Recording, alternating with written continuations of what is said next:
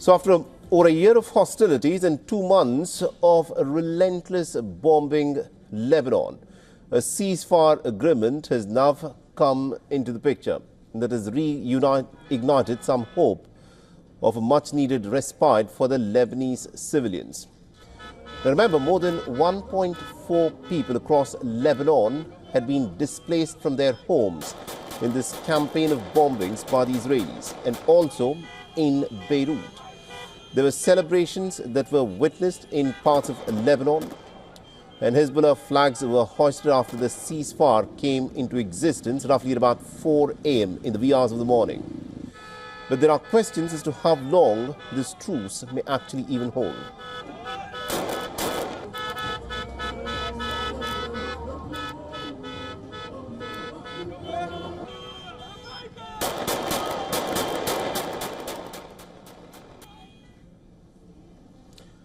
Now, the agreement calls for an initial 60-day period of hiatus in the fighting between Israel and Hezbollah.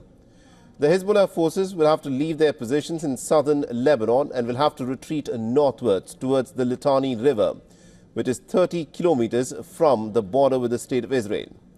Israel, for its part, will have to withdraw all of its forces from Lebanon in this period of 60 days. As the Lebanese army would then take control of the territory near the border, along with the United Nations peacekeeping troops, to ensure that peace holds at this blue line. Now, Biden has said that this move would allow the civilians on both sides to safely return back to their homes and communities. Lebanon's Foreign Minister Abdullah Abu Habib has said that the Lebanese army is prepared to deploy about 5,000 troops in southern Lebanon as the Israeli soldiers begin withdrawing. Now, the Israeli Prime Minister Netanyahu has thanked the American President Joe Biden for his involvement in securing the ceasefire agreement. The United States is Israel's biggest military and political backer, and Biden has hailed the deal as some good news and a new start for Lebanon after having backed the Israeli war in the Gaza Strip and Lebanon to the hilt. Now, Biden, who's serving out his last days as the president as a lame duck president, spoke at the White House after Netanyahu's office said that his ministers had approved the deal. Now, 10 ministers voted in favor and 1 against. Netanyahu said that a ceasefire with Hezbollah will allow the state of Israel to now focus on the Gaza Strip and also Israel's arch enemy, Iran. On the other hand, Biden and the French President Emmanuel Macron believe that the ceasefire will protect the state of Israel from Hezbollah, and it will create conditions for a lasting calm. In a joint statement, Washington and Paris have said that they'll ensure that the deal is fully implemented.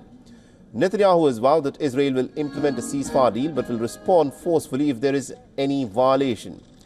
In a televised address, Netanyahu said that the length of the ceasefire depends on what happens in Lebanon. But this is what is happening on the ground at the moment in Lebanon.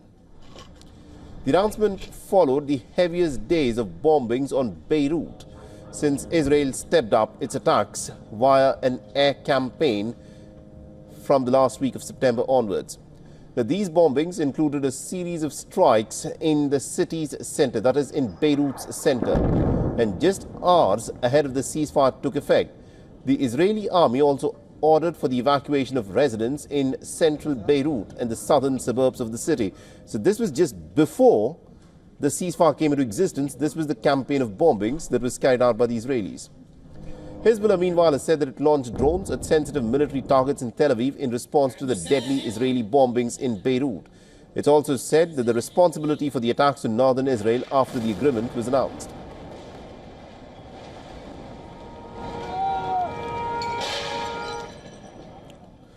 Now, WION's correspondent from Israel, Jody Cohen, has sent us this report from Ra'anana in Israel. Listen in. Israel's Security Cabinet voted 10-1 to agree to a ceasefire deal, which has also been welcomed by Lebanon's Prime Minister Najib Mikati.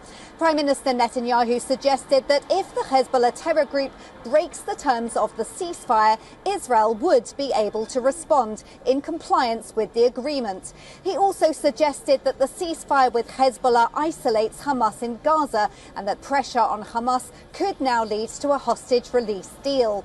An Egyptian delegation delegation is in Israel to discuss a US proposal that seeks to end the war without Hamas in power.